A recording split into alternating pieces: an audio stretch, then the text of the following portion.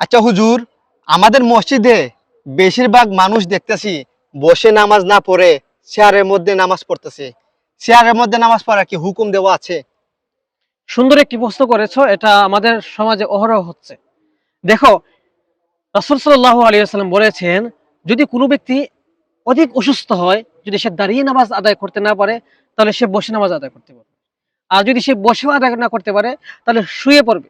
আর যদি শুয়েও না পারে, তাহলে সে ঘুমিয়ে ঘুমিয়ে চিন্তার সাথে সাথে পড়বে। মানে ব্রেনের মধ্যে আসবে, এভাবে এভাবে রুকু দিতে হয়, এভাবে সেজদা করতে হয়, এভাবে আদায় করবে। কিন্তু এক্ষেত্রে চেয়ার, টেবিল ইত্যাদির কথা কোনো হাদিসে উল্লেখ করা নাই। অতএব বর্তমান সমাজের মধ্যে যেটা প্রচলিত রয়েছে যে টেবিলে, চেয়ারে এরকম জায়গায় বসে নামাজ আদায় করে, এটা কোনো যৌক্তিক নয়। আমি মনে করি সমস্ত মুসলিমদেরকে এই জিনিসটা তরক করা অতি জরুরি। এমনকি নামাজ হয় কিনা এটাও সন্দেহের মধ্যে রয়েছে।